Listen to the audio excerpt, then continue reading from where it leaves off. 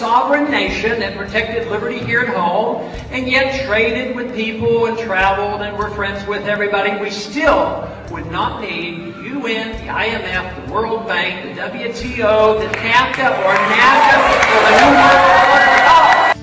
But today, the largest countries of the world have agreed a global plan for recovery and reform. This involves the biggest interest rate cuts in history, the biggest fiscal stimulus we have ever seen, the biggest increase in resources in the history of our international institutions, with 250 billion, more money than ever before for trade finance as well. For the first time, we have a common approach around the world to cleaning up banks' balance sheets and restoring lending, and we have maintained our commitment to help the world's poorest, and we have put more money aside for that and also for a green recovery. This is collective action. I think a new world order is emerging, and with it the foundations of a new and progressive era of international cooperation. You know, the other thing that bothers me about going into war, not only is it constitutional declaration, but we go in inevitably under the UN.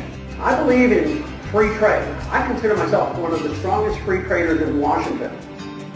But I don't like managed trade. And what they call free trade under NAFTA and WTO and all these organizations, that's managed trade by international governments for the benefit of big corporations. Tied is the Federal Reserve System and the U.S. banking system with the European banking system, the Rothschild, etc. The international bankers are buddies, you know, and they're closer together, and they deal with policy outside most of the legislative institutions. The central bankers are more powerful than, say, the Congresses of the different countries. They have much more power, and therefore, through the Bank of International Settlement and the IMF and the World Bank, they have total control of this, and they have meetings where even the Secretary of the Treasury doesn't attend. It's strictly the bankers, the Federal Reserve and the Bundestag and all the other banks of the world. They get together and they make these plans, and that's why they come up with the bailout systems, you know, if there's a banking crisis someplace. A panel of economic experts at the UN are scheduled to meet sometime next week, proposing that the world ditch the U.S. dollar as the reserve currency. I believe those individuals in this country, and there are plenty, who believe that we should have the right to own and bear arms, ought to be concerned with what's happening in the United Nations, because they are a threat to us. They would confiscate our guns. There have been proposals made at some of their conventions where they would literally repeal the Second Amendment. There is a major effort taking place to curb free speech in this country, irrespective of our Constitution, our Bill of Rights.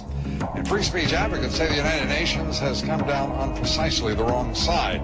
The United Nations has adopted what it calls a resolution combating defamation of religions. The United Nations now wants to make that anti-blasphemy resolution binding on member nations, including, of course, our own. That would make it a crime in the United States if the United Nations were to have its way to criticize religion. We're scheduled to have some hearings before the Financial Services Committee. We're to talk about the TARP funds, the additional $350 billion now being requested from the Congress. At the very last minute, the chairman of the Federal Reserve Board, Bernanke, has canceled.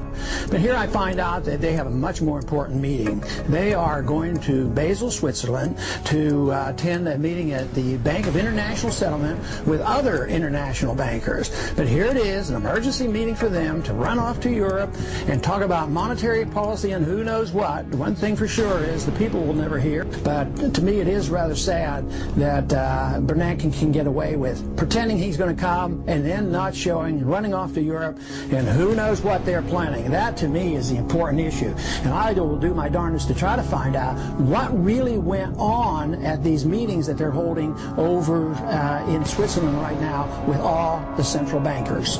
This is really about socialism.